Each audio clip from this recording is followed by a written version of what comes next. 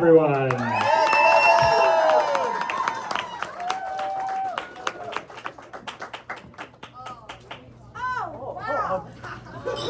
What service? Boy. Yeah, what a day. Free beer and people to laugh at me? What a time to be alive. So last time I was here, like you said, I'm pretty new. I've only done this twice before. Last time I was here, I made a bunch of callbacks to the other comedians before me, but unfortunately tonight they're all racist, so you're all just stuck with what I wrote before the show, which is unfortunate for the rest of you. Did anybody else other than me waste their life on a useless degree in university? More people than I expected. What did you take? Someone yelled something out. What did you take that was useless? Brother, I said useless degree and you went for biological medicine? Like the thing that keeps people alive? Alright, someone else give me a try because that did not fit the set whatsoever. You went business management? You guys do not know what useless is. I heard English. That's like pretty useless. It's all that we use to communicate in everyday life. I went for broadcast media, so none of you have clearly done what I've done and wasted your life. So because of that, I work at a restaurant. Because you need no discernible skills to work in a restaurant. The only upside is that you make stupid money and you get a lot of dumb stories about a lot of dumb people. So if you want to like ever lose your entire faith in humanity, you just work in a restaurant for a while. And because there's a lot of people who work in a restaurant with me here tonight, we're going to need everybody who works with me to close your eyes. None of these stories are true. None of what I'm going to say has ever happened to me. The rest of you can open your eyes now. And first of all, I'm going to drink this beer. Which was only an excuse to look at my phone, which just closed on my nose.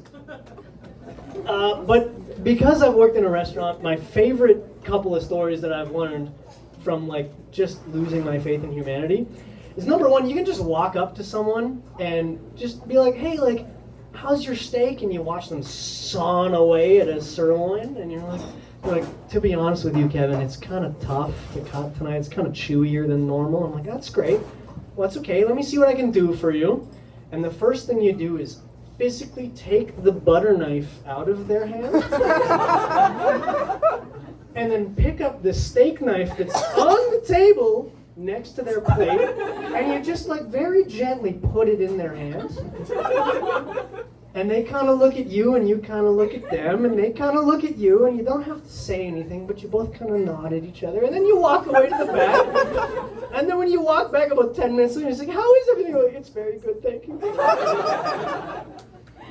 Other than that, like sometimes you just like, people are going through journeys that you never know about. Like some people are very depressed, like me and the rest of the comics up here tonight. And you never really know what someone's going through until you sit down in your section and you're like, what can I get for you tonight? And they look at you and they say, hey man, I'll get an unsweetened iced tea. And then I have to be the one to break it to them that like as a country, no. You can't have one of those. We don't have that. And then he'll look at you and be like, all right, that's all good, man. I'll get a Coke Zero. I'm like, well, that's pretty good. We have Diet Pepsi if that works. And he'll look you dead in the face and be like, I'll get an old fashioned.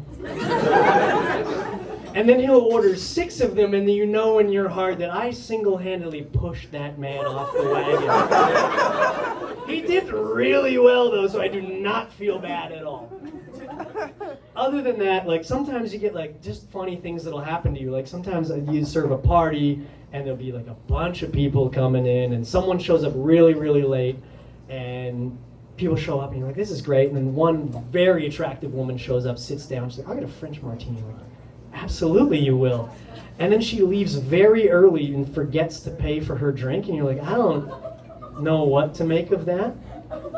So you make fun of her to the rest of the party very publicly, and they're like, oh, that's funny, because she had a huge crush on you. You're like, wait, hang on a second, we'll buy her drink for her, don't even worry about it. And she's like, come out drinking with us, it's great, everything's having a great time. You text her and she's like, yeah, her friends gave you her number, everything's fantastic. Hot girl wants to hang out with you after your shift? What a day. And then her friends come into the bar, you have a drink, and let's go to this Afro Beats club. And you're like, that sounds fantastic. That's my vibe entirely.